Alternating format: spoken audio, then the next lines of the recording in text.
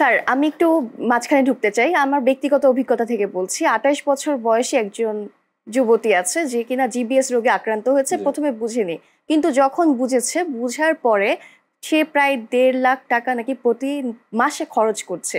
আসলে কি এত খরচ হয় ট্রিটমেন্টে? না দেখেন, আসলে সমস্যাটা হচ্ছে কি, আমি একটু আগেও বলেছি যে প্রথমে কিন্তু একটা ইমার্জেন্সি ম্যানেজমেন্ট আছে।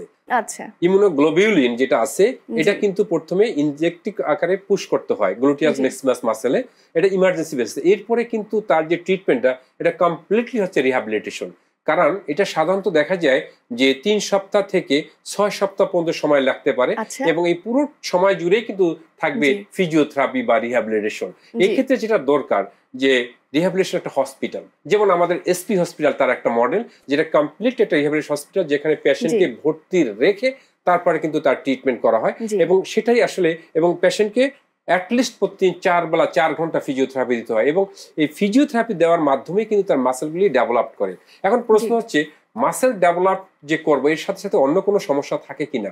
যে দেখেন, প্রথমে সবচেয়ে বেশি এফেক্টেড হয় লোয়ার লিম্ব, অর্থাৎ দুইটা পা হাঁটতে পারে না। এরপরে তার ট্রাঙ্ক এফেক্টেড হয়। ট্রাঙ্ক যখন এফেক্টেড হয় তখন পেশেন্ট খুব সিভিয়ার শ্বাসকষ্টে ভোগে অনেক, তাকে অক্সিজেন থেরাপি অনেক সময় ইমার্জেন্সি দিতে হয়। এরপর ২ হাত কিন্তু এফেক্টেড হয়ে যায়। তো ফিজিওথেরাপি যদি এর আর্লিয়ার দেওয়া যেতে পারে, এরপরে যে রিহ্যাবিলিটেশন তাকে নেওয়া হয় এই প্রোটোকল অনুযায়ী, ফিজিওথেরাপি গাইডলাইন বা প্রোটোকল, সেক্ষেত্রে পেশেন্টকে দেখা যায় যে গ্রাজুয়ালি তার প্রোগ্রেসিভ এক্সারসাইজের মাধ্যমে তার ডেভেলপ হতে থাকে, এবং একটা নির্দিষ্ট সময় পরে, যেটা বলছিলাম যে ৬ সপ্তাহের মধ্যে অবভিয়াসলি 85% যে পেশেন্ট, তারা কিন্তু আগের পূর্বাবস্থা অর্থাৎ নর্মাল অবস্থায় ফিরে যায়। আর যদি ডিলে হয় তাদের ক্ষেত্রে কোনো কোনো ক্ষেত্রে হয়তোবা কিছু রেসিডুয়াল প্যারালাইসিস নিয়ে তারা বেঁচে থাকে। তবে কথা হচ্ছে যে পেশেন্টের যে অবস্থায় থাকুক না কেন, একমাত্র ট্রিটমেন্ট হচ্ছে রিহ্যাবিলিটেশন বা ফিজিওথেরাপি, যেটা আসলে আমাদের এসপি হসপিটালে সরাসরি একজন বিশেষজ্ঞ ফিজিওথেরাপিস্টের তত্ত্বাবধানে এক্সপার্ট টিমের মাধ্যমে থেরাপি দেওয়া হয়। কারণ ইটস এ রিহ্যাবিলিটেশন হলিস্টিক অ্যাপ্রোচের মাধ্যমে করতে হবে। কারণ এই ধরনের পেশেন্ট নিয়ে ধরেন অনেক সময় শ্বাসকষ্ট যদি হয় বা চেস্টে প্রবলেম হয়, অবশ্যই একজন চেস্ট স্পেশালিস্ট লাগবে। যদি তার কার্ডিয়াক কোনো এরকম দেখা যায় যে কার্ডিয়াক একটা অ্যারেস্ট হওয়ার পসিবিলিটি থাকে বা অ্যাটাক, অবশ্যই সেখানে একটা কার্ডিওলজিস্ট লাগবে। এবং যদি ফিজিওথেরাপির ওখানে কোনো পার্ট থেকে থাকে, সেই ক্ষেত্রে তাকে চেস্ট ফিজিওথেরাপি দিতে হবে। এই যে কম্বিনেশন অফ ট্রিটমেন্ট বা আমাদের রিহ্যাবিলিটেশন নার্স লাগবে, যেটা আমাদের মডেল হসপিটাল হিসাবে বাংলাদেশে এসপি হসপিটাল যেমনটি রয়েছে।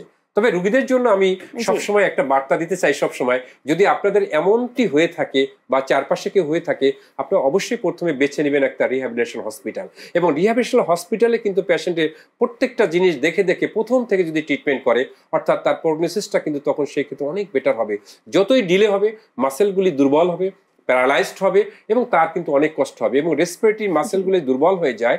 আমরা বলি ইন্টেন্সিভ এক্সটেন্সিভ মাসেল, যেটা আমাদের শ্বাস প্রশ্বাসে সাহায্য করে, এটা এফেক্টেড করলে তখন কিন্তু পেশেন্টের যে প্রগনোসিসটা, সেটা আস্তে আস্তে কিন্তু ডিটোরেট করে। একটু যেটা বলছিলেন যে 15% যে তার রেসিডুয়াল প্যারালাইসিস বা একটু ভালো কম হয়, এটার কারণ হচ্ছে ডিলে। অতএব আমাদের সবসময় একটা ইমফাসিস থাকে যে যখনই জিবিএস আক্রান্ত হবে, আগে রোগটা যদি জিবিএসই হবে, এটাকে কনফার্ম করতে হবে। ডায়াগনোসিস প্রথমে অবশ্যই কনফার্ম করতে হবে।